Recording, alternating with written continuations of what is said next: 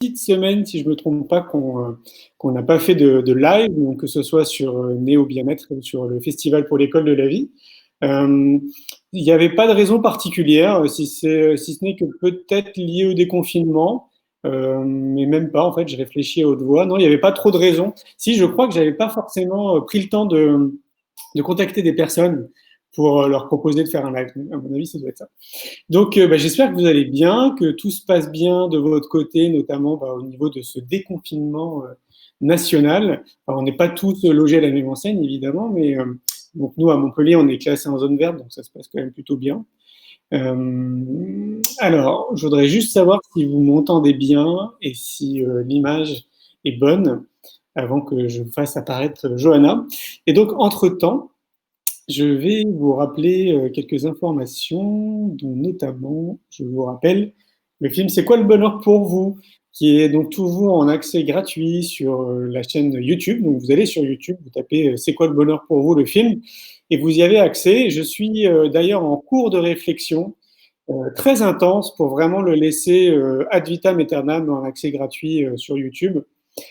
Parce que depuis le 20 mars, donc le jour où je l'ai mis en ligne, comme je vous le dis, je reçois quand même vraiment beaucoup de messages comme quoi le film a l'air d'être potentiellement un générateur de déclic, un accélérateur de prise de conscience. Il a l'air de faire beaucoup de bien, ce qui était le but, évidemment. Mais pour moi, c'est toujours magique, sachant que le film est sorti quand même en 2017, de voir qu'il a encore autant d'impact, qu'il est autant partagé. Vous êtes déjà, je crois, 780 000 personnes à l'avoir vu gratuitement sur YouTube. Qui viennent s'additionner aux millions de spectateurs qu'on a réussi à faire à la sortie du film. Donc, je trouve ça juste magique et il a vraiment un impact qui correspond totalement à la démarche qu'on a fait à l'époque avec Laurent. Donc, voilà, on sait que les nuits portent conseil. Donc, pour le moment, je suis encore en réflexion, mais j'ai bien l'impression quand même que je vais le laisser ad vitam aeternam en accès gratuit. Alors, je vous rappelle aussi que du coup, il y a la suite du film, L'école de la vie, une génération pour tout changer. C'est donc le volet où je parle d'éducation. On a rencontré des professionnels dans le domaine de l'éducation. On essaye de dresser un portrait de ce que pourrait être l'éducation idéale, que ce soit en France d'ailleurs ou dans le monde. On parle quand même plutôt de la France. Ce sera d'ailleurs un sujet qu'on pourra évoquer avec Johanna parce qu'elle a le désir de créer une école et c'est quand même plutôt bien avancé. Et puis le dernier point, c'est le congrès innovation en éducation. Je vous rappelle, c'est le 24-25 octobre. On a ouvert la billetterie. Il y a 20% de réduction jusqu'au 31 mai si vous prenez vos billets, donc avant le 31 mai. On sera dans une salle de 1200 personnes maximum. C'est dans l'espace Charenton. Et évidemment, on parlera uniquement d'éducation. Il y a 10 conférenciers et 2 débats autour de l'éducation. Alors, je vais demander à Johanna de nous rejoindre. Hop, elle va arriver d'ici quelques secondes. Elle va avoir un compte à rebours normalement. Et voilà. Salut tout le monde. J'espère que Julien parce que on était ensemble il y a 10 secondes. Et bonjour tout le monde, tous ceux qui sont là. Je vois qu'il y a Sylvie. C'est Sylvie qui nous a mis en contact. Donc voilà. Ah, okay. Sylvie qui nous a mis en contact. Ah, merci Sylvie. Voilà, merci Sylvie. Et puis en fait, on n'a pas prévu de sujet en particulier ce soir. On s'est dit qu'on allait parler de ce qui venait. Exactement, c'est ça. Et donc, d'ailleurs, nous, on ne se connaît pas réellement. En fait, on a échangé des emails, on s'est filé des coups de main respectifs dans nos activités en parlant respectivement de ce qu'on faisait pour toucher aussi nos communautés. Mais c'est vrai qu'on ne se connaît pas trop. On a parlé un petit peu là en amont et puis pour faire les tests techniques dans l'après-midi. En tout cas, moi, j'ai apprécié déjà notre échange, donc je suis très content de discuter avec toi. Et c'est vrai que Sylvie m'a vanté tes mérites, elle m'a dit qu'il fallait absolument qu'on rentre en contact. D'autant plus, on l'a évoqué ensemble en aparté, on a un projet commun, c'est aussi de créer une école dite nouvelle ou alternative. Donc forcément, on a des points communs. Donc pour les gens qui ne te connaissent pas, je vais te laisser te présenter. Ah ouais, j'avais pas prévu ça. Tu sais, plus ça va, moins j'aime mettre des mots. Tu sais, en fait, j'aime tellement faire des trucs au jour le jour. Mais mon métier de jour que je présente à tout le monde, tu sais, la nuit, je change, je mets un masque et je deviens justicière. Mais la journée, je suis thérapeute et je soigne les gens et je fais des vidéos YouTube pour le développement personnel. Voilà, globalement, c'est ça. Voilà. Okay. On peut considérer que tu es youtubeuse ou rien à voir? On peut dire ça. J'ai quand même 350 vidéos sur YouTube. Donc oui, peut considérer après 6 ans. Ouais, 6 ans. J'ai lancé la chaîne en 2014, donc après 6 ans sur YouTube, ouais, on peut dire que je suis youtubeuse et thérapeute holistique. Ouais. D'accord. Donc, ce qui veut dire que tu es thérapeute holistique, donc tu reçois des personnes dans ton cabinet ou c'est à travers les vidéos que tu apportes des sujets? Comment ça se passe? J'ai un cabinet là dans le Gers, mais je suis assez associable, donc je reçois pas trop les gens. En fait, je les soigne via photo, tu sais, comme les magnétiseurs font depuis 70 ans, oui, même plus que ça, où ils soignent par photo. En fait, moi, je fais la même chose. Et Ok, je leur dis ce qui bloque, pourquoi, que faire pour soigner tout ça, etc. Voilà. d'accord. Ouais. Ah, excellent. Ouais. C'est quelque chose que tu développes depuis que tu es toute petite ou ça fait partie entièrement de ta vie ou tu as découvert ça sur ton trajet? Comme je te l'ai dit juste tout à l'heure, avant j'étais en Asie et j'étais architecte, donc tu vois, je n'étais pas trop. Je soignais ma mère depuis que j'étais gamine, mais tu vois, c'était pas mon métier. Puis en fait, un jour, j'ai commencé à soigner les amis, des amis, des amis, et puis à force, en fait, c'est devenu mon métier. J'ai lâché l'architecture parce qu'en fait, je travaillais en Asie et que ça me rendait dingue. Donc j'ai lâché l'architecture au profit du fait d'être thérapeute parce que ça me Ah convient. ouais. Voilà. Comment tu t'es rendu compte que tu étais doué en fait à ce niveau-là? Parce que je soignais les gens et que ça marchait. Ah, tout simplement. Ok. J'avais juste des retours positifs et donc j'ai fini par me dire ouais, bah, voilà, c'est peut-être que c'est mon chemin, quoi. Ah ouais, tu veux dire un peu comme les rebouteux qu'on imagine, tu sais, dans. Ouais, c'est ça? Ouais, ouais, Ouais. ouais, carrément, carrément. Ah ouais, d'accord. Ok. À Bah, l'époque, heu pardon, vas-y, vas-y.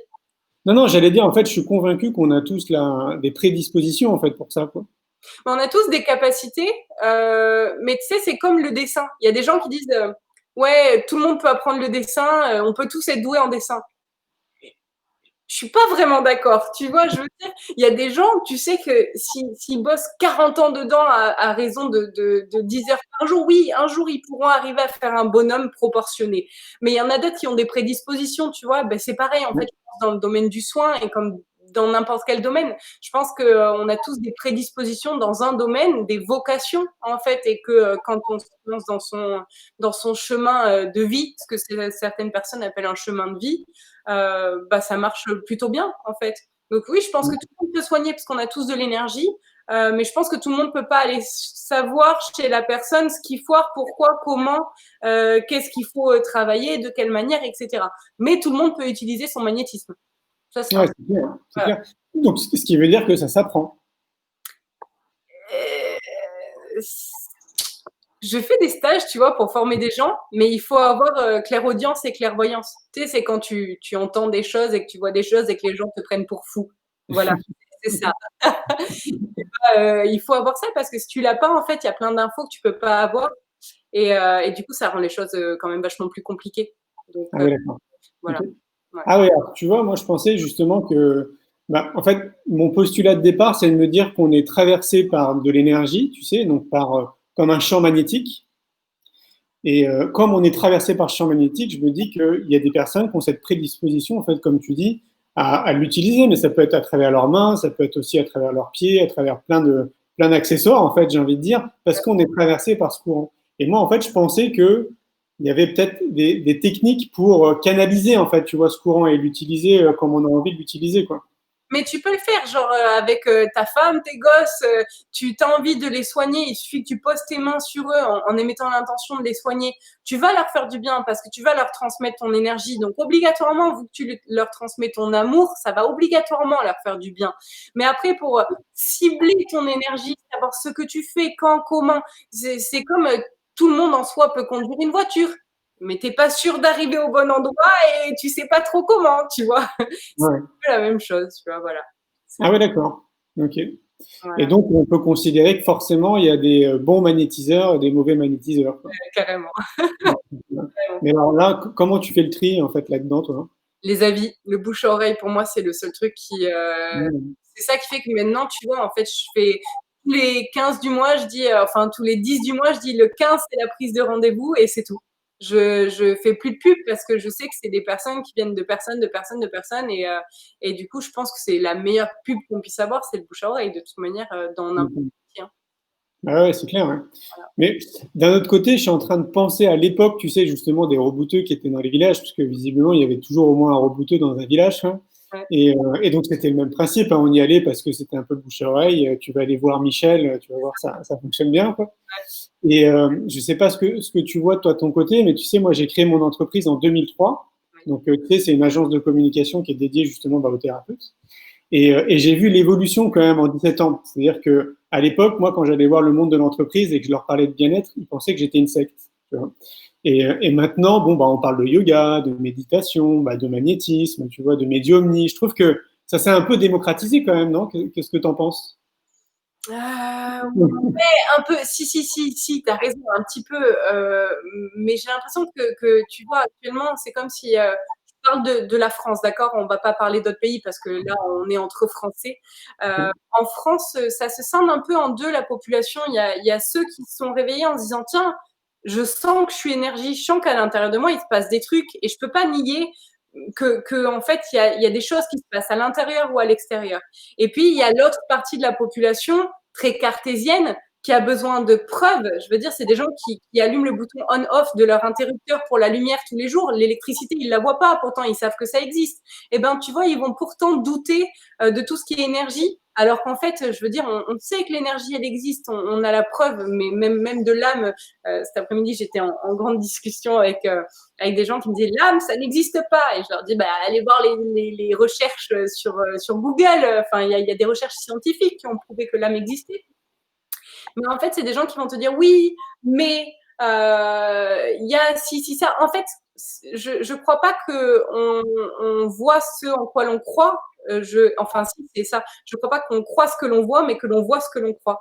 Donc, je pense que c'est ça, en fait. Pour l'instant, j'ai l'impression que c'est un peu scindé en deux. Qu'il y a une partie de la population qui vraiment se rend compte que tout ça, oui, ça existe et qu'il y a des faits.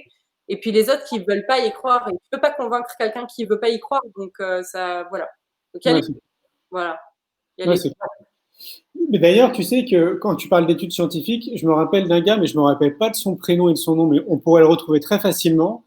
Peut-être que tu le connais, en fait, c'est un jeune homme qui a cette capacité justement à pouvoir s'extraire en fait de son corps quand il le souhaite. Donc lui, il parle de conscience. ouais. Et il y a justement, il y a une scientifique qui s'est intéressée à ce gars-là, qui a mené et qui continue, je crois, à mener des études en fait avec lui, parce que lui, quand il était gamin, en fait, il pensait que tout le monde le faisait. Et donc, quand il s'ennuyait en classe, hop, il partait, il allait jouer avec son chien et tout. Et pour lui, en fait, c'était tout à fait normal, quoi. Toujours, il s'est aperçu qu'en fait, non, c'était quand même pas très, très normal. Et donc, à un moment donné, il a été dans un meeting, et il y avait cette dame-là, en fait, cette scientifique, qui a proposé au public, s'il y a des gens qui ont cette capacité, quand ils le souhaitent, de sortir de leur corps, qui viennent me voir, j'aimerais bien mener des études. Et donc là, elle a réussi à prouver notamment que quand le gars, il sort, donc sa conscience, son âme, peu importe comment on l'appelle, et ben, au niveau de la balance, il y a un poids en fait qui descend. Je crois que c'est genre 20 grammes, un truc comme ça. Quoi. Ouais, ça a été un film qui s'appelle comme ça, 21 grammes. Ça C'est parle de l'âme. Le film? non, mais je veux dire, c'est énorme en fait, tu vois, c'est Ouais. énorme de savoir ça. Ouais. Mais il y a plein d'études qui ont été faites, même pour la télépathie. En fait, ils ont fait une étude, ils ont mis un mec dans une pièce, un mec dans une autre pièce. Ils lui ont demandé de penser au mec A, ils lui ont demandé de penser à quelque chose et de vouloir le transmettre à l'autre. Ils ont vu que c'était dans le cerveau, donc ils avaient des capteurs, ils ont vu que c'était l'action de la parole qui était mise en lumière et que le mec recevait aussi dans son cerveau, que c'est l'action de la parole qui était allumée et qu'il recevait des trucs. Enfin, il y a plein d'études scientifiques qui ont été faites.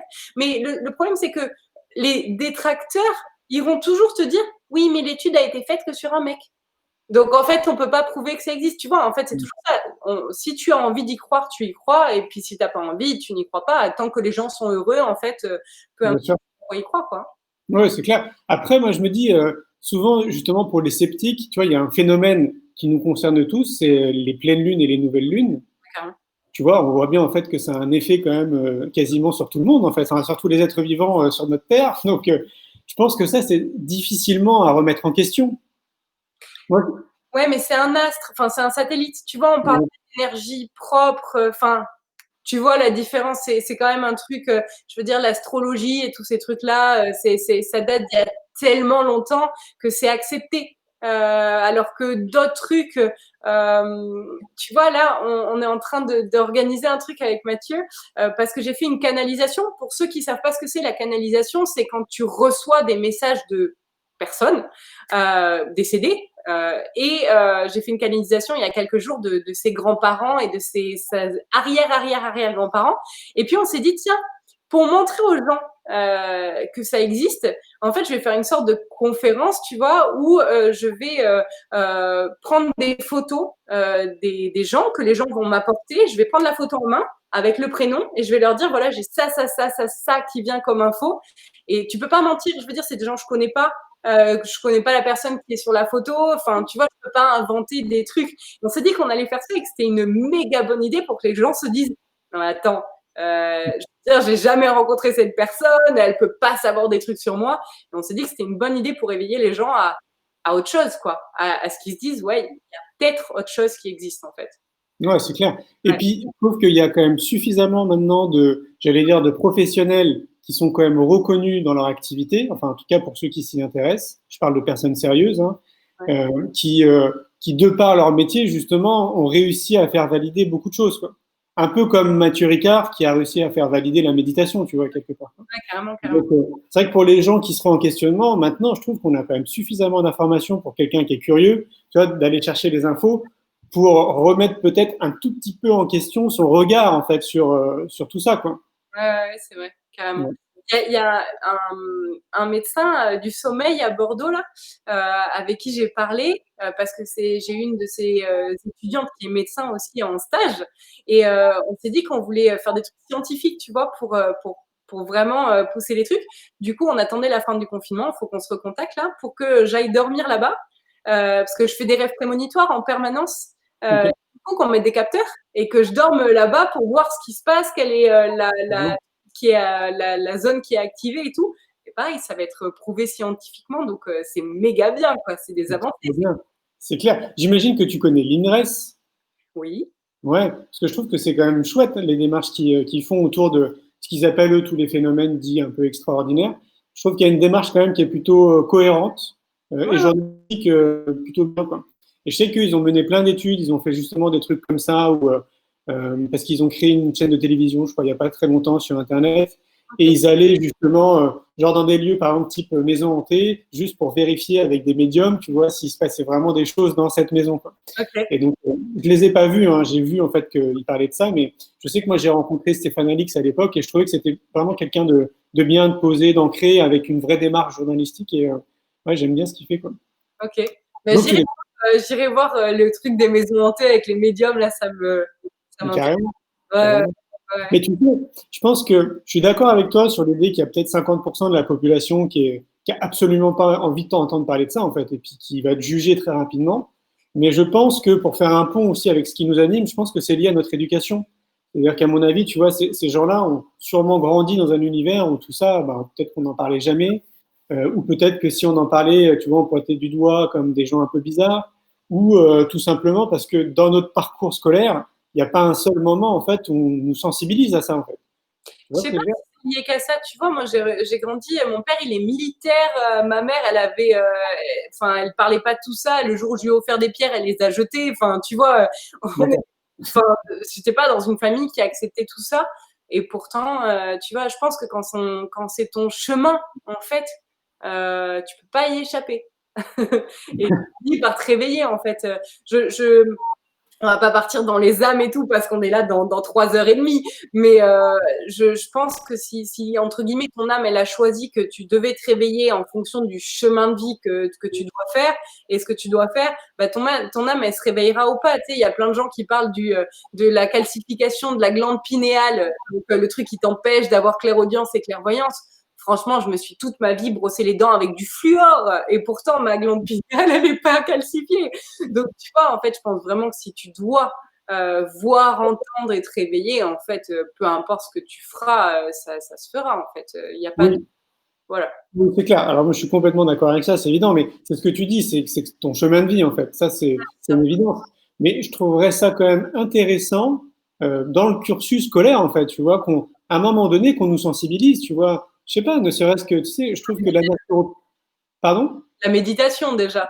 Ouais, par exemple, Ouais. je trouve que la naturopathie, c'est une approche holistique qui est hyper intéressante. Tu vois, on pourrait justement nous expliquer l'alimentation, qu'est-ce qui est bon pour notre corps, et pourquoi pas après extrapoler puis parler d'autres choses. Juste en fait, ne pas négliger et dire que ça n'existe pas, alors que oui, ça existe. Tu vois, c'est présent autour de nous, et laisser en fait chaque être faire après son chemin en fait autour de ça. Mais juste qu'il y ait une petite graine qui soit semée. Moi, je trouve que ça serait quand même assez important. Ouais. Je suis entièrement d'accord, mais on a dit qu'on n'allait pas trop parler des trucs sanitaires, mais tu as vu la circulaire qui est sortie sur Eduxol? Peut-être. Ah Bah, oui, non, là, vas-y. tout ce qui est naturopathie, jeûne, jus, les gens qui Oui, veulent se soigner autrement, de secte. oui, j'ai vu. Oui, oui, mais Ça va être compliqué, tu vois, d'intégrer la naturopathie à l'école, sachant que l'éducation nationale, visiblement, n'est pas forcément pour.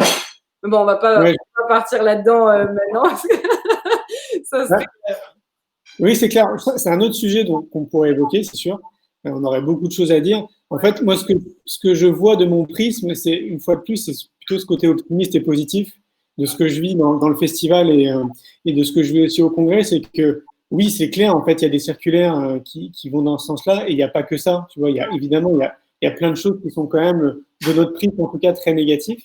Mais d'un autre côté, moi, je vois aussi les avancées positives qui peut avoir au sein de l'éducation nationale.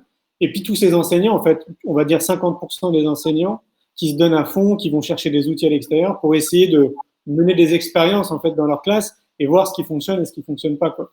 Donc oui, il y a ce truc-là, mais moi je crois à l'initiative citoyenne. En fait, je me dis, tu vois, on est quand même plus nombreux que le système, donc si chacun on se responsabilise et qu'on passe à l'action, à mon avis, on peut peut-être changer les choses. Quoi. Je suis d'accord. Mais pour ça, on passe à l'action. Ouais, c'est ce qui manque. Ouais, je suis d'accord. C'est ce qui manque. Ouais. Ouais, c'est clair. Hein. Mais toi, Bah, tu es une qui passe à l'action. ouais, moi, oui. Mais bon, tu vois, c'est vrai que j'ai l'impression d'être belliqueuse, tu sais, des fois, quand je dis aux gens, mais bougez-vous, vous voulez que les choses changent, mais vous faites quoi? Et c'est vrai qu'on doit se bouger. Tu vois, ce matin, je discutais avec un gendarme et en fait, il me disait que plein de trucs aberrants sur bon, ce qui s'est passé là, mais sur d'autres trucs. Enfin, je veux dire, les gendarmes, c'est quand même ceux qui sont censés protéger la veuve et l'orphelin. Ils sont quand même ralliés au régime militaire d'une nation. Ils sont quand même censés être là pour qu'on ressente la sécurité dans un pays et tout. Et lui, il me disait que, enfin, tout ce qui s'était passé pendant ce truc sanitaire, etc. On va pas rentrer dedans, mais que c'était aberrant et qu'en fait, il y avait plein de choses que en fait, son métier était sali ces dernières années, tu vois. Et du coup, ils ont envie de se bouger, mais par peur de perdre leur travail ou par peur en fait de manière globale, il y a beaucoup de personnes qui osent pas. Et c'est dommage parce que si on était tous à se bouger, je veux dire, on est 70 millions en France. C'est clair que si on se bougeait tous, mais franchement, on a 1000 fois la possibilité de tout changer. Hein. C'est Vraiment, clair. vraiment. Ouais, Il c'est faudrait clair. qu'on soit unis, en fait. C'est l'unité qui manque. Si demain, on voyait notre voisin se faire, je sais pas, agresser par les policiers, par exemple, qui sont sous le joug du gouvernement, bah, si on allait défendre notre voisin, en fait, d'être vraiment dans l'unité, dans être présent pour nos voisins, nos amis, notre famille, je pense que c'est vraiment le truc qui manque en fait. Il y a trop d'individualisme malheureusement et c'est vrai que si on était un peu plus centré sur les autres que sur notre peur et vouloir garder notre sécurité à nous, je comprends, hein, c'est la peur qui mène à ça. Mais, euh, mais en fait, c'est ça qui ferait que tout se passerait extrêmement bien, quoi. D'être plus dans l'amour. Ouais. Et le partage. Mm. Tu vois, j'ai beau être une associable, je veux dire, demain, je vois quelqu'un qui se fait embêter dans la rue, et ma première réaction, c'est d'aller l'aider. Je vais pas juste, tu vois, me dire non, non, je rentre chez moi, je cherche pas à comprendre ce qui se passe. En fait, c'est ça, c'est d'aller prêter main forte aux autres, porter le caddie de la petite mamie. En fait, plein de petits trucs qu'on peut faire au quotidien et qui pourraient changer les choses. Ouais, c'est clair. Ouais. C'est Ouais. clair. Mais je pense que, est-ce que toi déjà, tu as une solution par rapport à ça, pour que les gens justement passent peut-être plus à l'action? Euh, une solution de mon point de vue de Johanna ou si je me place en omnisciente Les deux. tu vois, genre si j'étais Dieu, demain, je me dirais, je ferais souffrir tout le monde pour que tout le monde ait assez souffert pour se dire ah, j'aurais bien aimé que quelqu'un m'aide. Donc maintenant, vu que j'ai souffert, je vais aider les autres parce que j'ai compris ce que ça fait quand je souffre. Ça, c'est Dieu. Fort heureusement pour l'humanité, je ne suis pas Dieu. De mon point de vue à moi, je pense que c'est l'expérience de vie qui, en fait, ça rejoint le point de vue de Dieu. Je pense que c'est l'expérience de vie qui amène à changer notre comportement. Et que c'est que quand on se rend compte qu'on a eu besoin de l'aide des autres, qu'on commence à aider à notre tour, en fait. Tu vois, j'ai grandi dans une famille où on n'avait pas les moyens, c'était un peu compliqué et on a eu besoin d'aide et on a toujours été aidés. Et en fait, je pense qu'il y a peut-être ça qui rentre en compte. Plus, je sais pas, j'ai toujours vu mon frère, ma mère aider les autres. Enfin, du coup, j'ai grandi avec ça. Mais il y a peut-être des gens qui sont trop pris dans leur métro boulot dodo. Ils n'ont pas le temps de penser à aider les autres, à une petite action qu'ils pourraient faire. Et du coup, je pense que c'est ça qui manque. Je pense vraiment que tout le monde peut pas créer des écoles, tout le monde peut pas. Je veux dire, chacun se bouge à sa manière dans ce qu'il peut faire. En fait, il n'y a pas de petites actions ou de grandes actions, mais ça serait bien que tout le monde fasse des petites actions au quotidien, en fait, tout simplement. Ouais, moi, je te rejoins sur une chose, c'est que je pense que on est trop conditionné, en fait. Tu vois, mais ce qui est normal quelque part. En fait, dans chaque société, on est conditionné d'une certaine manière. Et moi, de ce que je pense, c'est qu'on arrive avec tout, en fait. Tu vois, en tant qu'être humain, quand on est, on a tout le bagage nécessaire. On a l'empathie, l'amour, la coopération, la co-créativité. Tu vois, on est qu'amour, en fait, tu vois, quelque part. Et j'ai vraiment le sentiment que le conditionnement de notre société tu sais, nous rajoute des couches, en fait. Et donc, c'est toujours présent. Et le gros challenge pour les adultes ou les jeunes adultes, c'est de se déconditionner, en fait, puis d'enlever toutes ces couches, quoi. Et donc, c'est pour ça que moi, à chaque fois, j'ai l'impression de faire le tour et de revenir à chaque fois au même stade, quoi, en me disant, mais en fait, tout part de l'éducation. C'est pas plus compliqué que ça, quoi. Ouais, je sais pas si je dirais l'éducation ou l'amour qu'on a reçu. C'est peut-être pareil.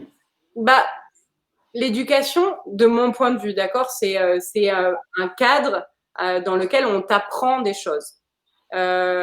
L'amour qu'on partage ou que tu peux le recevoir de n'importe qui. Tu peux ne pas être éduqué et pour autant savoir ce que c'est l'amour, l'avoir ressenti et du coup être capable de le transmettre à ton tour. Ça se rejoint sûrement à un certain niveau. Mais Ouais. ouais. Oui, c'est lié. Oui, c'est clair. Enfin, il y a très clairement un pont entre les deux. Ouais. C'est cool. Mais fatalement, il y a aussi l'environnement dans lequel on va se trouver, quoi, qui est... C'est sûr que si tu souffres depuis ta tendre enfance, ou tu vois, si tu as grandi, genre tout à l'heure on parlait du Cambodge, si tu as grandi au Cambodge du temps de Pol Pot où les gens se faisaient tuer, enfin, c'est clair que tu vas pas pouvoir développer la même empathie que quelqu'un qui aura grandi dans l'amour avec de la facilité, sans souffrance au quotidien. Enfin, ça va être plus compliqué ou voire plus facile en fonction de comment la souffrance aura été perçue. Donc, Ouais, c'est clair. Ouais. ouais. C'est clair. Mais tu vois, par exemple, toi, tu disais, et je pense que ça se rejoint, tu disais que on avait en gros notre chemin de vie, tu vois, moi je suis convaincu aussi de ça. Mais je trouve qu'il y a un pont et une liaison aussi entre notre chemin de vie et nos excellences. Tu sais, enfin, moi j'appelle ça des excellences, en fait, là où on est très bon, tu vois, là où on excelle, quoi, en gros, quoi. Et je crois qu'on est potentiellement tous très très bons dans quelque chose, ou même dans plusieurs choses. Et j'ai l'impression que c'est très proche, en fait, de notre chemin de vie. Est-ce qu'il n'y aurait pas justement un rôle clé en fait à jouer dans l'éducation pour nous accompagner justement, tu vois, dans nos excellences, quoi. Si, je suis d'accord, mais c'est ça le problème, c'est que l'éducation veut faire rentrer tous les enfants dans les mêmes cases, alors qu'en fait, un gamin qui est mauvais en maths, c'est pas qu'il est mauvais tout court, c'est juste que les maths, c'est pas son fort, et que s'il faut, il va exceller en mécanique, et que ça va être le mec qui va réparer les Formule 1 qui sera le meilleur du monde. Mais parce qu'en fait, on veut le conformer à des cases préexistantes, c'est clair qu'il va peut-être passer à côté de son chemin de vie, alors que si on l'avait conforté dans ses excellences, comme tu dis, effectivement, oui, ça aurait été possible que bah, du coup, il trouve qui il est. Et Ouais, c'est envie de faire. Ouais, carrément. c'est ça, ouais, c'est ça. Mais est-ce que ça fait pas partie un peu de ton projet de l'école que tu as envie de créer? Si. Si, c'est clairement ça. Tu vois, j'ai envie de pleurer quand j'en parle tellement ça me tient trop à cœur. Enfin, c'est un Ok. truc, ça me fait vibrer. Tu sais, c'est comme un gosse la veille de Noël quand tu lui dis, hey, tu sais ce que tu vas avoir comme cadeau, le truc dont tu rêves depuis toujours. Ben, je me sens comme ça en fait. J'ai tellement envie de voir les gosses ne pas avoir envie de quitter l'école parce que toute la journée ils auront fait que ce qu'ils ont envie de faire et que du coup ils seront complètement eux et ils seront plus à se dire je suis nulle, je suis un mauvais élève, tu vois, pas de notes, pas de devoirs. Déjà, enlever tous ces trucs-là qui sont dans la notation et dans le fait de comparer les élèves aux autres, enfin, ça encourage à la compétition, c'est hyper mauvais. Et puis après, ça fait des adultes de ah combien tu gagnes toi? Ben moi je gagne plus que toi. Tu sais, ça continue en fait dans cette dynamique-là. Et c'est vrai que si on éduquait les gamins à ce qu'ils puissent trouver leur chemin, euh, ça serait fou. En fait, on aurait changé le monde en entier, tu vois. Donc, ouais, ça serait dingue. Ouais, je pense. Ah, tu sais que d'après mes estimations et le travail qu'on fait dans le champ éducationnel, nous, on pense qu'il y a déjà à peu près plus de 4000 écoles qui existent, donc des écoles dites nouvelles ou alternatives, peu importe comment on les appelle, avec tous, évidemment, des directions diverses et variées. Hein. Il va y avoir que des écoles Montessori, que des écoles Steiner, que des écoles Freinet, des écoles démocratiques. Enfin, il y a vraiment de tout parce que c'est très dépendant du porteur de projet. Ça serait quoi, toi, en fait, ton école? Elle ressemblerait à quoi? Tu peux nous dire? Dans l'idée, c'est un peu l'école démocratique. En fait, il n'y a pas de cours. L'enfant est accompagné dans ce qu'il a envie d'être et de faire. On ne lui demande pas de faire des choses. La semaine A, il va choisir ce qu'il a envie de faire la semaine B. Donc, en fait, il s'engage dans son éducation et dans son apprentissage. C'est ses choix à lui. Il se responsabilise dès le plus jeune âge. Et en fait, l'enfant est entièrement responsable de tout ce qu'il apprend au moment où il a envie de l'apprendre. Donc, c'est-à-dire que s'il a envie de faire du dessin pendant 6 mois, ben, il fait du dessin pendant 6 mois, en fait. Si c'est son délire et que s'il faut, c'est le futur Picasso, tu vois. Je veux dire, tu vas l'empêcher de faire du dessin, alors qu'en fait, c'est peut-être le futur créateur divin, tu vois. Enfin, donc, je trouve super important de les laisser être et en fait d'apprendre chaque matière, tu sais, de l'éducation nationale sous une autre forme. Tu vois, être assis, il est fait sur une chaise 8 heures par jour, c'est juste insensé. Du coup, bah, par exemple, la chimie avec de la cuisine, l'histoire avec des cours de théâtre, tu vois, enfin, en fait, trouver des solutions pour que tout soit jeu. Voilà. Ok. Et elle serait où, cette école? À Sauveterre. C'est dans le Gers, c'est ça? Ouais, c'est stylé comme nom, Sauveterre. Tu vois, ça pouvait pas mieux tomber. Ouais, c'est fait exprès. Non, c'est là où ma belle famille habite et que donc en fait quand on est revenu, on s'est dit qu'on allait la créer là. Mais je trouvais ça assez, je trouvais que la coïncidence était plutôt sympa. Tu Voilà. m'étonnes, c'est clair, ouais. Et qu'est-ce qui t'a. Est-ce que c'est quelque chose qui t'habite depuis très longtemps, en fait, de créer une école? Ou est-ce qu'il y a eu un réveil, quelque chose, tu vois, à un moment donné? Personnellement, c'est revenu à la surface, parce que j'imaginais, en fait, une école quand j'étais gamin. Ouais. Et c'est revenu à la surface bah, il y a 7 ans en arrière. Et de Ok. là, j'ai écrit un article, enfin, l'histoire que je t'ai racontée. Toi, Ouais. c'est arrivé comment? C'était avant la naissance de ma fille et pourtant cette école à la base je l'ai créée pour elle, mais en fait j'ai eu l'idée avant même qu'elle naisse. Peut-être que tu vois ça vient peut-être inconsciemment, j'en sais rien. J'ai eu l'idée il y a 5 ans à peu près, mais peut-être que c'est venu du fait que j'ai jamais été super adaptée à l'école, que tu vois. Pourtant j'étais pas mauvaise élève, hein, mais j'avais conscience que ce qu'on me forçait à apprendre c'était pas censé. Enfin, tu sais que ça allait me servir à rien et que voilà, j'avais conscience de tout ça. Et Ok. du coup, je pense que c'est peut-être pour ça, tu vois, que j'ai voulu créer un truc où les élèves pourraient être eux sans qu'on les oblige bah, à être bons dans autre chose et qu'ils s'oublient en fait, qu'ils sachent plus qui ils sont à force qu'on les oblige à être quelqu'un d'autre. Ah, c'est clair, ouais. Et de là, en fait, qu'est-ce qui s'est passé? Tu as commencé à faire des recherches pour voir l'existant? T'as fait quoi? Je fais jamais ça. Alors, tu sais, quand les gens me demandent, j'en avais parlé à ma banquière, elle m'a dit, mais vous avez fait une étude marketing? Je dis, non, je fais pas d'études marketing, je fais ce qui me tient à cœur. Mais ça se passe pas comme ça. Si, ça se passe comme ça. Donc, non, je vais jamais voir ce que font les autres parce que j'ai pas envie d'être influencée. On peut être influencé dans le bon sens, mais on peut aussi être influencé au point de s'oublier et de plus savoir ce qu'on voulait nous à la base.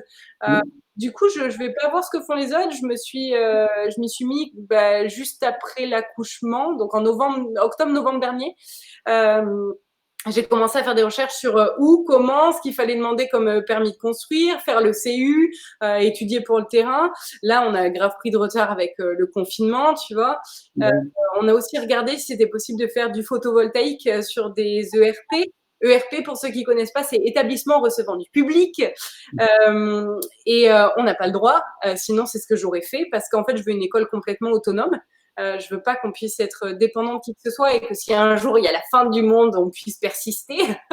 Donc, j'avais regardé tout ça. On n'a pas le droit de faire du photovoltaïque. Donc, pour le coup, on a changé notre fusil d'épaule et on va faire la construction normale, quoi, Parce qu'en fait, quand tu fais du photovoltaïque, tu as le droit de te faire financer ton hangar entier par les personnes en fait qui vont récupérer l'argent de ton photovoltaïque, ils vont racheter ton électricité, mais en échange, ils te financent tout ton hangar. Donc nous, c'était bon plan vu qu'on n'avait pas assez soulevé de fonds, tu vois, c'était génial, mais on n'a pas le droit de faire ça pour une école. Donc voilà, on va faire comme on peut. Mais c'est cool. Ouais. Et est-ce que tu vas faire aussi de la permaculture? Ouais, on a un terrain qui fait genre 3000 mètres carrés.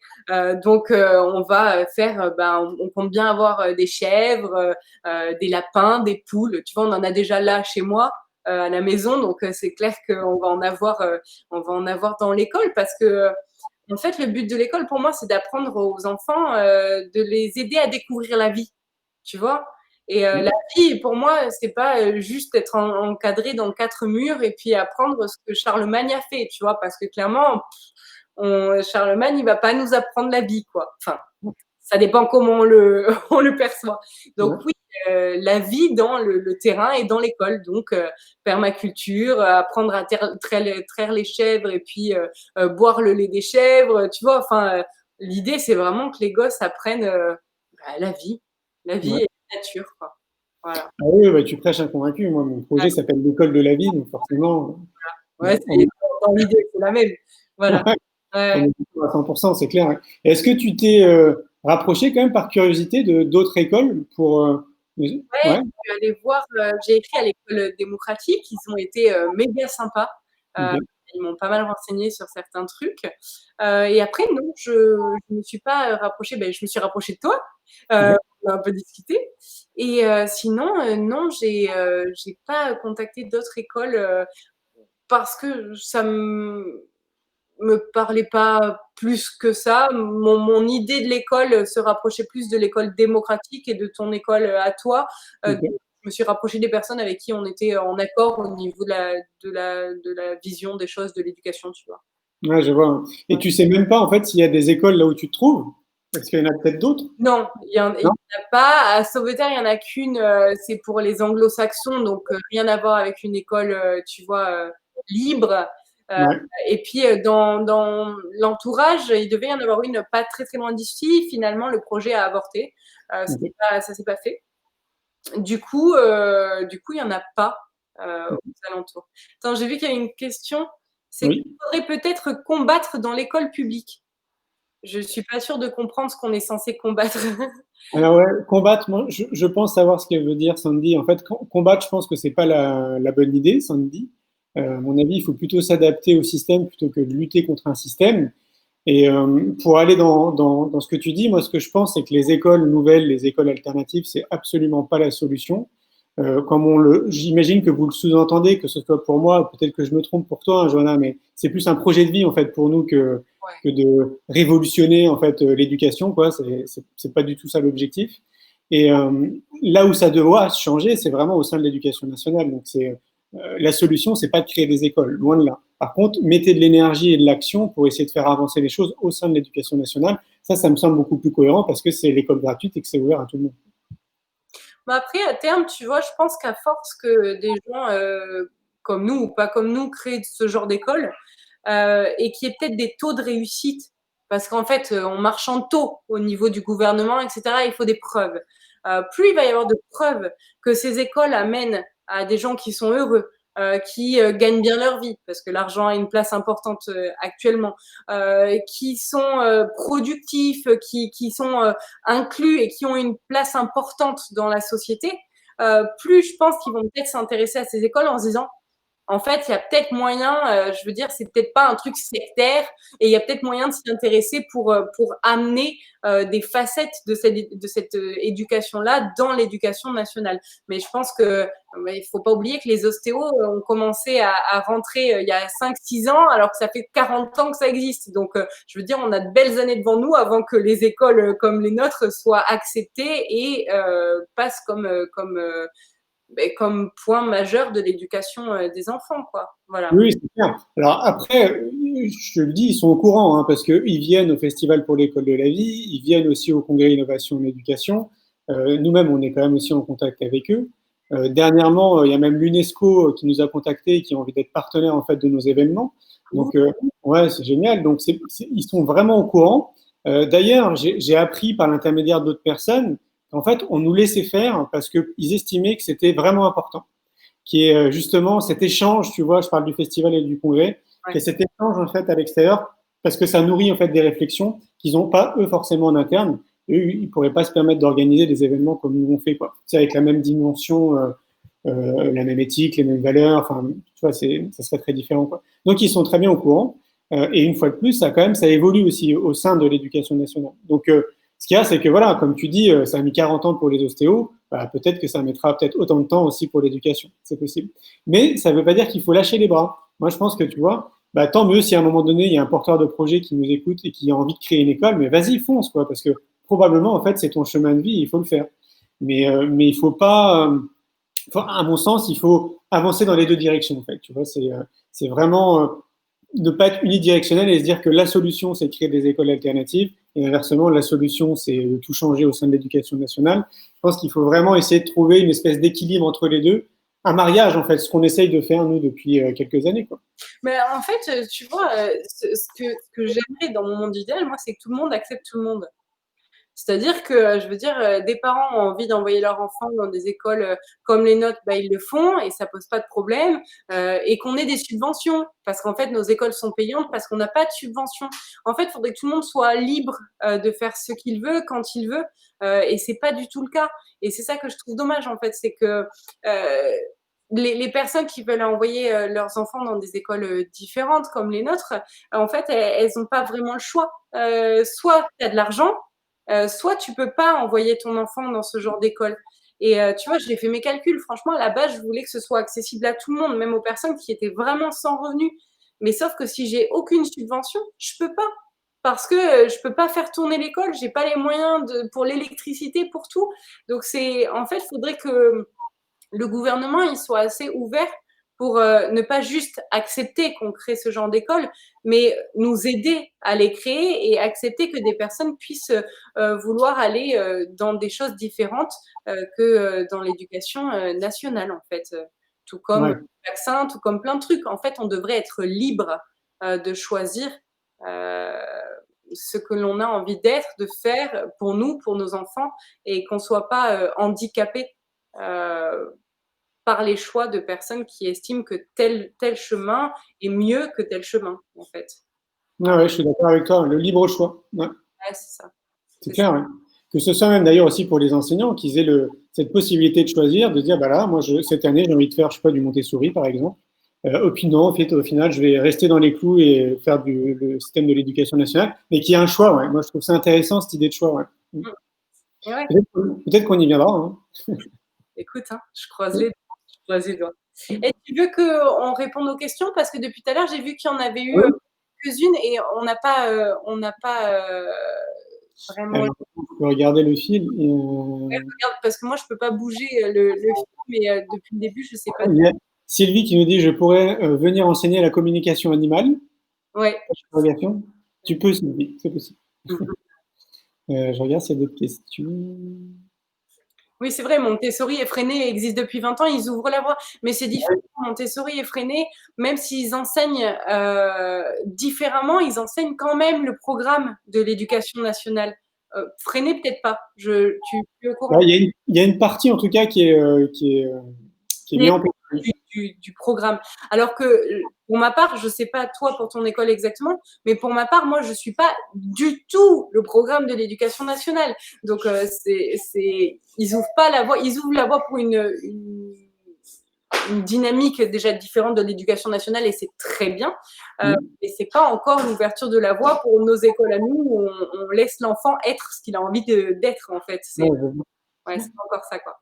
D'ailleurs, j'ai envie de revenir sur une chose que tu disais, parce que ça va aussi dans ce sens-là. Si on a envie que les choses, justement, on va dire, se généralisent, ou qu'on ait le choix, comme tu le soulignes, je pense qu'il faudrait vraiment qu'on fasse en sorte que les citoyens comprennent qu'ils ont une responsabilité citoyenne, tu vois, de s'occuper d'eux. Je suis Tu d'accord. vois. Et dans les religions, on nous dit, oh là là, c'est égoïste de s'occuper de soi avant de s'occuper des autres. Mais peut-être que ça serait aussi le point de départ, tu vois. Moi, je le répète vraiment souvent depuis de nombreuses années, que les gens comprennent quand même que c'est hyper important qu'ils prennent soin d'eux, qu'ils prennent soin de leur corps, de leur machine biologique, de leur esprit, de leur âme, peu importe, mais qu'ils prennent soin d'eux et qu'ils trouvent les bons outils, en fait, pour être vraiment bien avec eux. Et je pense que si on faisait ça, ça ferait un peu comme le phénomène de ce qu'on vit avec les boutiques bio depuis 5-6 ans.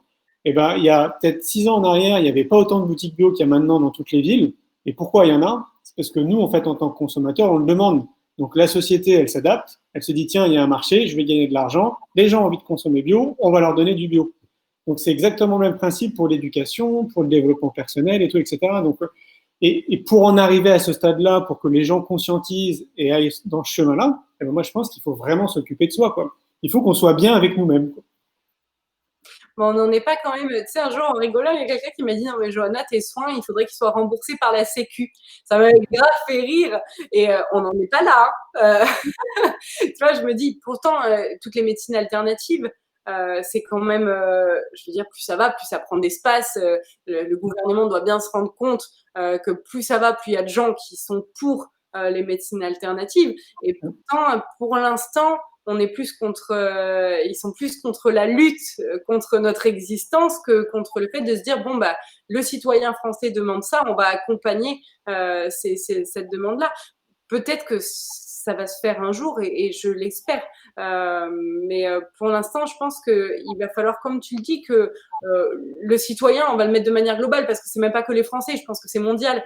Le citoyen s'affirme dans ses choix, en fait. Et disent pas juste je veux ça, ah, j'ai pas le droit, bon bah d'accord. En fait, c'est ça, faudrait un peu plus dire bah non, en fait, je veux ça, je suis ça, et j'ai besoin en fait de ces choses-là, et que je suis sûre que plus on serait à s'affirmer et vraiment à pas se laisser, je vais pas dire écraser parce que c'est un terme qui est un peu péjoratif, mais tu vois ce que je veux dire. Ben en fait c'est ça, si on se laisse faire, et ben au final les choses elles changeront pas. Il faut qu'on s'affirme dans ce qu'on pense être bon pour nous. Et pour l'instant c'est pas encore le cas. Je pense qu'on est peu à s'affirmer si on prend la population française sur 70 millions de personnes. Je pense qu'il doit y avoir 15% des personnes qui s'affirment et qui savent, qui disent ben, je sais où je vais, je sais ce que je veux. Et puis là, je vais me faire des ennemis graves, mais en France, on est un peu un peuple d'assistés. On laisse les gens penser pour nous, penser pour la santé, penser pour l'école. Je veux dire, c'est pas dans le sens négatif que je le dis. Je veux dire, ça m'a arrangé à certains moments d'être assistée, et puis à un autre moment où je me suis dit, non, mais en fait, je sais ce que je veux, je sais qui je suis, et je veux aller dans une direction différente. Et donc, j'ai pris un choix différent. Mais quand on sait pas où on va, c'est bien d'être assisté, mais je pense qu'il faudrait un petit peu se poser la question de qui je suis et où je vais, où est-ce que j'ai envie d'aller, et ne plus attendre que cette réponse vienne de l'extérieur, en fait. C'est la clé. Tu vois, dans mon domaine de développement perso, tu savais le nombre de fois où les gens me disent qui suis-je? Je trouve ça triste comme question. Que quelqu'un puisse croire que moi, extérieur, j'ai mieux la réponse que quelqu'un à l'intérieur, tu vois. Et, vraiment, je pense que du moment où chacun arrivera à répondre à cette question, qui tu es et donc où tu vas, parce qu'il faut savoir qui on est pour savoir où on va. Et si tout le monde si tout le monde se posait cette question déjà avant même d'arriver à y répondre, je pense vraiment que c'est la clé pour arriver à un autre monde, quoi. Vraiment. Oui, oui, en fait, ça, c'est dit d'une autre manière, mais moi, c'est ce que je pense aussi. Pour moi, c'est aussi répondre à la question, c'est quoi le bonheur pour moi? C'est aussi se poser cette question, mais quels sont mes besoins, en fait? Tu vois, de quoi j'ai besoin? Et c'est clair qu'on ne nous accompagne pas du tout dans cette direction. Et qu'est-ce qui se passe de mon prix? C'est qu'à un moment donné, tu as un déclic dans ta vie. Et ce déclic, il peut arriver à 50 ans parce que bah, tu t'es occupé de tes enfants, tu t'es occupé de ta femme, de ton mari, et puis toi, bah, d'un coup, en fait, tu as envie de prendre soin de toi, d'un coup, hein, tu veux donner un sens à ta vie et à ta vie même professionnelle. Ça peut arriver avant parce qu'il y a quelqu'un autour de toi qui décède, ou toi, tu vas avoir un accident, ou tu vas avoir une maladie, par exemple. Et moi, je dis à chaque fois, c'est trop dommage d'attendre ça, d'être confronté, en fait, à une situation. Et je vais revenir encore au postulat de départ de ce que je pense profondément, c'est, je pense qu'on peut nous accompagner, en fait, tu vois, dans cette direction le plus tôt possible. On peut vraiment nous accompagner à essayer de nous comprendre, en fait, savoir vraiment qui on est et commencer, tu vois, à réfléchir à ces questions existentielles, quoi. C'est quoi, en fait, le bonheur pour moi? Qu'est-ce qui me peut vibrer? Vers quoi j'ai envie de tendre? Je pense qu'on peut déjà avoir comme des petites formes d'intuition, tu vois, en étant tout petit, je pense. Je pense que c'est aussi le fait, tu sais, j'avais vu une vidéo, je ne sais plus qui avait dit ça, qui parlait de l'éducation. Et puis, le lendemain, j'avais dit à ma fille, elle vient avec un dessin. Bon, franchement, il faut dire ce qui est, je vais passer pour une mère indigne. Des fois, les parents disent, oh, c'est trop beau, arrête, c'est un trait. C'est un trait avec un gribouillis. Et je suis pas d'accord, et c'est que ma vision des choses. Je suis pas d'accord avec le fait de dire à l'enfant, c'est trop beau, alors qu'à l'intérieur de moi, je me dis, c'est un dessin de ma fille et je suis ravie qu'elle m'en ait fait un. Mais c'est un gribouillis. Du coup, je lui dis pas, oh, c'est trop beau. Je lui dis, est-ce que tu trouves ça beau? Et si elle me dit, ah oui, c'est beau, je lui dis, d'accord, alors c'est beau.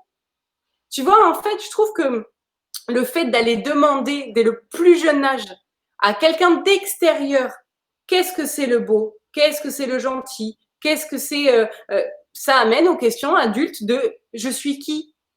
Mais oui, parce que toute ma vie, en fait, j'ai attendu qu'on me dise ce qui était bon, pas beau, bien. Et du coup, en fait, mais les enfants, ils sont pas habitués à réfléchir par eux-mêmes, à se dire, non, mais moi, en fait, j'ai décidé que c'était beau, donc c'est beau. Ben ouais, voilà, tu as décidé que c'était beau, donc c'est beau. Et je trouve que c'est hyper important, en fait, de pas mentir. Mais d'un point de vue d'un parent, ça part pas c'est pas l'idée de mensonge, parce qu'il va se dire, oui, mais c'est pour lui qu'il ait confiance en lui et que c'est pour lui faire plaisir. Mais en fait, on enrobe son enfant de watts en ne voulant jamais le faire souffrir. Puis après, il arrive dans la vie. et puis là, voilà quoi. Donc, non, c'est important de leur apprendre à avoir confiance en eux. Et la confiance, c'est savoir ce que moi j'aime, ce que moi je trouve beau, et puis j'ai décidé que c'était comme ça, donc c'est comme ça. Ouais, je suis d'accord avec toi. C'est aussi les responsabiliser. Ouais, complètement. C'est ça. C'est ça. Et les responsabiliser dans leurs choix, mais aussi dans leurs émotions, quoi. De dire, ben, tu ressens ça, ok, je comprends. Et du coup, en fait, qu'il puisse faire son cheminement comme un adulte, en fait. Pour moi, un enfant, c'est pas un enfant, c'est un petit adulte. Et si déjà on considérait les enfants comme des petites personnes, plus que comme des enfants qui sont pas doués de discernement, ni de manière de penser, ni de responsabilité, bah, ça changerait déjà énormément de choses, c'est clair. Ouais. Ah oui, c'est clair. Pour moi, ça, c'est un postulat qui est très important. C'est que dans notre société, on pense que parce que tu es adulte, en fait, c'est toi qui as le savoir, c'est toi qui connais tout. Et donc, en plus, le pire, c'est que c'est fait par amour et par bienveillance. Donc, voilà, on fait ça de manière très naturelle parce que la société nous a appris que c'était comme ça. Moi, je te rejoins dans cette idée de vraiment d'inclure, en fait, les enfants et de les. Alors, évidemment, c'est hyper important l'insouciance de l'enfance, tu vois, enfin, faut le préserver forcément. Mais en même temps, enfin, de ce que je remarque, c'est qu'ils adorent s'impliquer et avoir des responsabilités. Ils adorent participer, en fait, tu vois, être présents. Et puis, en fait, se sentir, ouais, humain, en fait, tu vois. Comment? Utile. Ouais, c'est ça, ouais. Et puis qu'on les implique, tu vois, qu'ils aient leur voix, en fait, à dire dans les prises de décision familiales, par exemple. Ah ouais, ça, enfin, moi, ça me paraît très, très logique d'aller dans ce sens-là. Il y a des enfants? Si j'ai des enfants? Ouais. Non, pas d'enfants. D'accord. Ouais. Parce que, alors attends, je vais te dire un truc, d'accord, avant que t'en aies. Si un jour t'en as, ce que ça amène d'éduquer son enfant comme ça, parce qu'il faut quand même le savoir, c'est que nous, elle a 3 ans et demi, et que des fois, on lui dit, non mais écoute, là, on est fatigué, maintenant tu vas dans ta chambre. Nous, on lui explique tout, tu vois, lui dire, nous, on est fatigué, on a envie d'aller lire de notre côté, on a joué ensemble toute l'après-midi, maintenant, c'est plus l'heure qu'on joue ensemble, chacun a son temps. Et qu'elle te dit, non, si, si, si, si, je t'assure. Et qu'elle te dit, c'est pas toi qui décide. Ah si, si, je t'assure, c'est moi qui décide pour mon temps, quand j'ai besoin de temps. Ça fait des enfants qui, très très jeunes, testent les limites, Ouais. pour voir jusqu'où tu vas la laisser être libre. Du coup, il y a des fois où, franchement, c'est compliqué et où on est obligé d'expliquer éternellement les mêmes trucs, à lui dire, c'est pas parce qu'on te laisse libre que tu as le droit de nous manquer de respect. C'est pas parce que on est obligé, en fait, ça a des très bons côtés, parce que ça, je veux dire, à 3 ans et demi, enfin, elle a une manière de réfléchir qui est dingue. Mais elle réfléchit trop, justement. Elle a bien compris tous les rouages du truc. Donc c'est très bien, parce que c'est des mini-adultes, et que du coup, elle est vraiment, voilà, elle a la capacité de discernement, etc. Mais mini-adultes, quoi. Voilà. Ouais, mais c'est bien de le rappeler, c'est hyper important. Et peut-être que s'il y a une forme idéale, c'est de trouver l'équilibre, quoi, justement, entre tout ça, quoi. Ouais. Ça doit être très challengeant, j'imagine. Hein? Ça doit être très challengeant, j'imagine. Ouais, c'est compliqué, certains jours où tu es fatigué et que, en fait, tu as envie d'être comme tous ses parents, où tu as envie de lui dire, tu ne me réponds pas, et que ça marche. Mais nous, ça marche pas, tu vois. Donc franchement, on se pose souvent la question, tu vois, à se dire, c'est vrai, moi, j'ai été éduquée un petit peu, je vais pas dire dans la violence, mais j'en ai pris beaucoup. Je me refuse complètement à la violence avec mes enfants, parce que je pense que après tu vas crescendo, et que, en fait, tu vois, ça part d'une claque sur les fesses, puis tu sais pas à l'adolescence comment ça va finir, donc c'est pas viable. Et c'est vrai que c'est compliqué, d'arriver à continuer à s'écouter soi en tant qu'adulte autonome, et en tant que parent où tu dois être là pour ton enfant, mais vouloir quand même garder ton intimité, ta tranquillité, en tant qu'adulte, tu vois, à part entière, quoi. Donc, Moi, ce que je pense, c'est qu'il faudrait carrément une journée de sensibilisation pour les futurs parents. Tu sais, un peu comme la prévention routière. Tu sais, avant qu'ils se lancent, en fait, dans ce rôle d'être parent, on ait une journée entourée de gens compétents, tu vois, dans des domaines divers et variés, et qui puissent nous aiguiller un petit peu, nous donner des réflexions. Peut-être que ça ferait réfléchir un bon nombre de futurs parents avant de se lancer, tu vois. plus d'enfants. Et finir la journée en leur disant, n'oubliez pas, si vous achetez un chien, lui, il est capable de ravaler son vomi. Tu vois. Mais non, je rigole, mais en fait, je pense que si on savait tous à quel point c'est difficile d'être parent, l'espèce se terminerait d'ici peu d'années. Donc, heureusement qu'en fait, on n'a pas d'éducation à la parentalité, sinon personne ne ferait d'enfants. C'est hyper compliqué, c'est le métier le plus compliqué du monde. Tu sais, quand tes parents ils te disaient ça, tu te disais non, arrêtez, c'est facile d'être parent. Non, non, franchement, c'est hyper compliqué, parce que tous les jours, enfin, j'allais dire, si tu es un bon parent, je ne me catalogue pas comme bon parent, tous les jours, tu te demandes si tu fais bien. C'est compliqué de se remettre continuellement en question, à se dire, est-ce que j'aurais pas dû faire autrement, peut-être que je l'ai un peu négligé à ce moment-là, ou peut-être qu'au contraire, je lui ai laissé trop de liberté et maintenant elle en profite. Enfin, franchement, c'est hyper compliqué, quoi. Puis on en a deux autres qui ont que 6 mois pour l'instant, mais quand il va y avoir les 3 qui vont avoir cet âge-là, ça va être. Ouais. Voilà. Ça fait déjà quasiment bientôt 1 heure. J'ai pour habitude de faire 1 heure max. Ouais, ok. Comment on fait pour t'aider? J'ai une cagnotte Litchi. Il suffit de taper Awakening School Litchi, et puis vous tombez dessus sur Google. Sinon, je fais des soins régulièrement collectifs où je soulève des fonds. Tous les fonds vont pour l'école. Et sinon, si des personnes connaissent des généreux donateurs, ou des personnes qui pourraient m'aider de n'importe quelle manière que ce soit, dans la construction, dans pour tout ce qui est la construction et l'établissement d'une école, tout simplement. Voilà, des conseils, D'accord. tout. Je suis preneuse de De tout. tout. Ouais, ouais, carrément, carrément. Bah, je veux dire, c'est un projet qu'on peut pas porter tout seul. On a besoin d'aide. Bien sûr, je suis preneuse de conseils, c'est sûr. Et si on veut te contacter, on fait comment pour te contacter? Par mail, c'est joanna.awakening@gmail.com. OK, ça roule. Oh, bah, merci beaucoup Johanna, c'était cool. Merci Merci à pour toi, cet échange. j'espère que je t'ai pas découragée de faire des enfants. Non, non, moi j'ai pris, j'ai fait déjà mon choix en fait de pas faire d'enfant. OK, Donc, non. Tu sais, on parlait de chemin de vie, bah, je crois que moi je suis sur mon chemin de vie. OK. Eh beh, écoute, c'est le principal. Tant que toi, tu es bien avec ce choix-là, c'est le principal. Et ben, écoute, je te souhaite une belle soirée. Pardon? Merci à ceux qui étaient là. On n'a pas répondu à toutes les questions parce qu'on était pris dans notre discussion à nous. J'espère que ça aura apporté des réponses aux personnes qui suivaient. Carrément. Tu sais, ce que tu pourras faire, c'est que quand la vidéo va s'arrêter, en fait, ouais, elle sera en ligne sur la page Facebook. Donc tu scrolles, tu verras les commentaires et puis tu pourras répondre directement, quoi.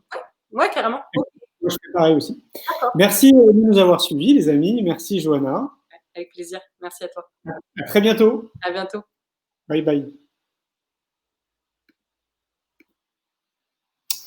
Et voilà, les amis, c'était donc Johanna Awakening. Bah, écoutez, c'était encore une nouvelle fois très très sympa. On a passé un bon moment. J'espère que vous avez appris des choses. Donc, vous avez retenu les informations pour contacter Johanna. On va essayer, donc je vais essayer de faire en sorte qu'il y ait des lives maintenant tous les mardis, probablement à 19h ou à 21h. D'ailleurs, si vous pouvez me dire si vous préférez 19h ou 21h le mardi, comme ça nous permettra de faire des lives à la bonne heure pour qu'il y ait un maximum de personnes qui puissent assister à ces échanges qui sont quand même vraiment intéressants. Sachant que la semaine prochaine, ce sera Alexandre Jost qui a créé la fabrique Spinoza. C'est devenu un acteur incontournable dans le monde du bonheur. Il fait partie de ces gens qui font bouger les lignes au sein des institutions pour inculquer le bonheur à l'école, dans le monde de l'entreprise. Et j'ai toujours plaisir à échanger avec lui. Donc, ce sera le mardi prochain. Voilà, en attendant, je vous souhaite une très belle soirée. Je vais vous laisser en mettant, j'ai vu qu'il y avait une fonctionnalité, on pouvait mettre des liens en fait pour mettre des vidéos. Et donc, du coup, je vais vous laisser en vous mettant la bande-annonce du film L'école de la vie, une génération pour tout changer. Et si ça vous donne envie, vous pouvez le trouver sur Internet. On l'a mis en ligne sur le site éducationalternative.fr. Je vous souhaite une bonne soirée. À bientôt. Bye bye.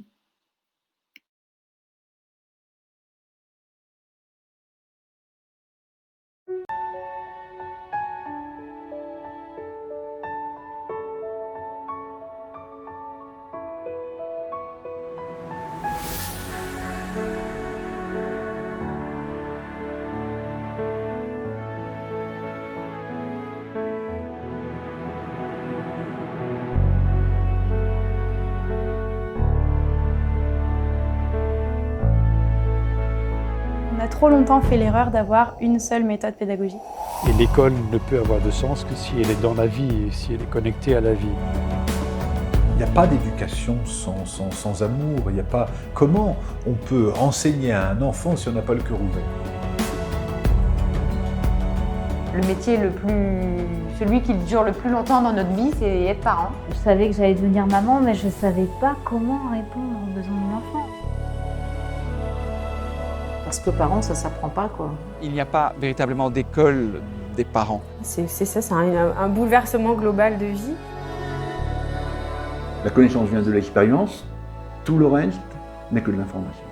Et on n'est pas là pour apporter des informations aux enfants, on est là pour leur donner des connaissances. Parce que le savoir, il est disponible tout autour de nous et l'important, c'est surtout d'apprendre à apprendre et savoir comment on apprend.